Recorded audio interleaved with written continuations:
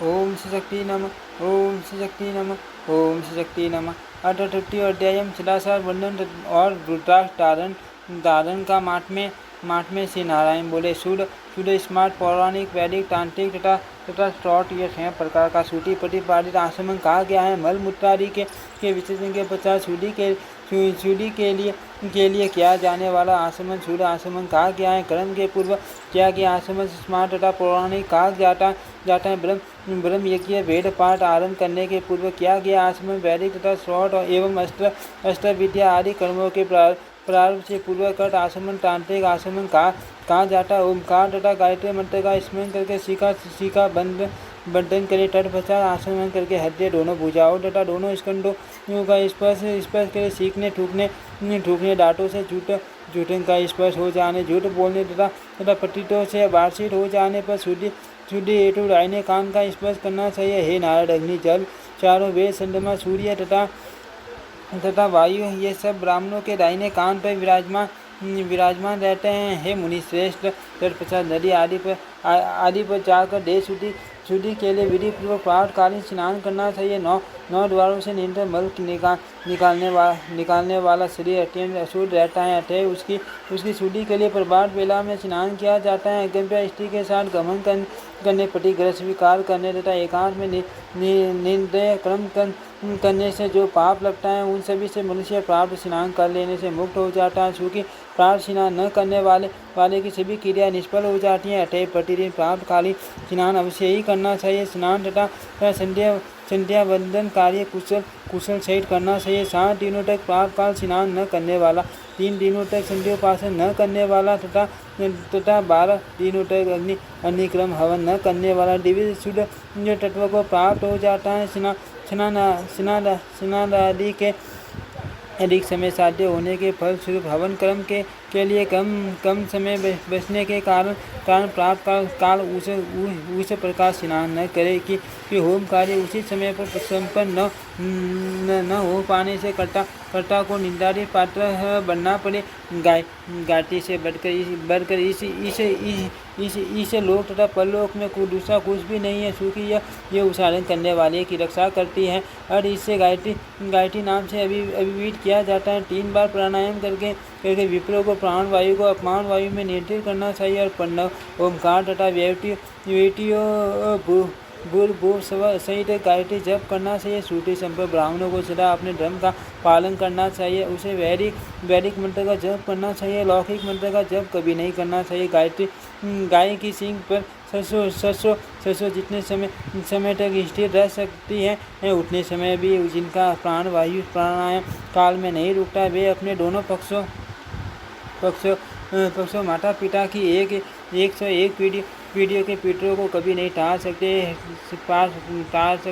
जब से किया गया प्राणायाम सरगम और केवल ध्यान युक्त प्राणायाम अगर वह नाम वाला है देवताओं ऋषियों तथा पितरों को संतुष्ट करने के निमित्त नाग तर्पण करना चाहिए। पुण्य जल से बाहर आकर 2 शुद्ध वस्त्र धारण करके विभूति तथा रुद्राक्ष की माला धारण करनी चाहिए। इस प्रकार जब साधना करने वालों को क्रम से यह सब सदैव करना चाहिए। जो व्यक्ति अपने कंठ में 32 मस्तक पर 40 दोनों कानों में 6 दोनों हाथों में 12 दोनों बहुओं में संध्याकाल के बराबर 16 दोनों नेत्रों में एक शिखा में 1 तथा वक्ष स्थल पर 108 रुद्राक्ष धारण करता है वह साक्षात नीलकंठ शिव हो जाता है। हे मुने सोने अथवा चांदी के तार में पिरोकर मनुष्य को शिखा में दोनों कानों में यज्ञोपवीत में हाथों में कंठ में तथा उदर पर श्री पंचाक्षर मंत्र नमः शिवाय अथवा प्रणव ओंकार के जप के साथ समाहित होकर रुद्राक्ष धारण करना चाहिए। मेघावी पुरुषों को निष्कपट भक्ति के साथ प्रसन्नतापूर्वक रुद्राक्ष धारण करना चाहिए। क्योंकि रुद्राक्ष धारण करना साक्षात शिव ज्ञान की प्राप्ति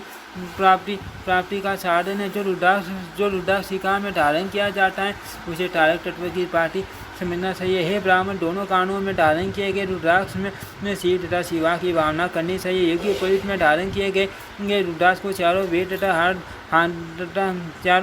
हाथ में धारण किए गए रुद्राक्ष को दिशाए जाना चाहिए। कंठ में धारित रुद्राक्ष को देवी सरस्वती तथा अग्नि के तुल्य मानना चाहिए। सभी आश्रमों तथा वर्णों के लोगों के लिए रुद्राक्ष धारण करने का विधान है। दिव्यों को मंत्रोच्चारण के साथ रुद्राक्ष धारण करना चाहिए, किंतु अन्य वर्ण के लोगों को नहीं। रुद्राक्ष धारण कर लेने से व्यक्ति साक्षात रुद्र रूप हो जाता है, इसमें संदेह नहीं है। निश्चित चीज़ों को देखने उनके विषय में छूने, उनका स्मरण करने, उन्हें छूने, खाने, नियंत्रण, उनके विषय में बातचीत करने, सदा ऐसे कर्म करने अपरित्याज्य अर्थात वीट का परित्याग करने पर रुद्राक्ष धारण कर लेने से मनुष्य सभी प्रकार के पापों से प्रभावित नहीं होता है। ऐसे व्यक्ति ने जो कुछ ग्रहण कर लिया उसे मानो शिव जी ने स्वीकार कर लिया। उसने जो भी पी लिया उसने शिव जी ने पी लिया, तथा जो कुछ सूंघ लिया उसे भी मानो शिव जी ने ही सूंघ लिया। हे माँ मुने, जो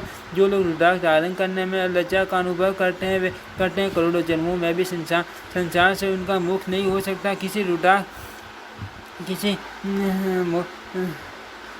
करोड़ों जन्मों में भी संसार में उनका मुख नहीं हो सकता। किसी रुद्राक्ष का धारण करने वाले को देख जो मनुष्य उसकी निंदा करता है, उसके उत्पन्न होने में वंश संकरात्मा दोष निश्चित रूप से विद्यमान होता है। रुद्राक्ष धारण करने से ही रुद्र तत्व को प्राप्त हुए मुनि के सत्य संकल्प वाले हुए हैं, तथा ब्रह्मा जी ब्रह्म तत्व को प्राप्त हुए। अतः रुद्राक्ष धारण करने से अतिरिक्त तो कुछ भी श्रेष्ठ नहीं है।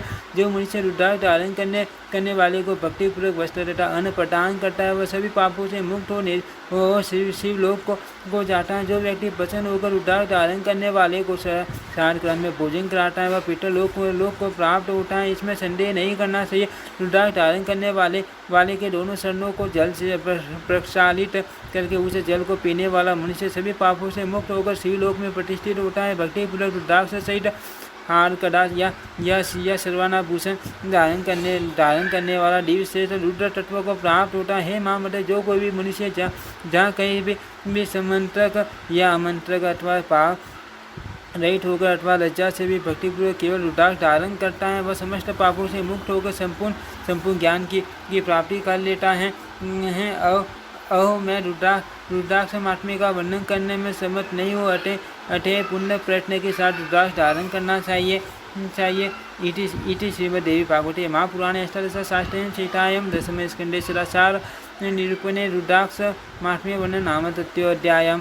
ओम श्री शक्ति नमः। ओम श्री शक्ति नमः। ओम श्री शक्ति नमः। ओम श्री शक्ति नमः। ओम श्री शक्ति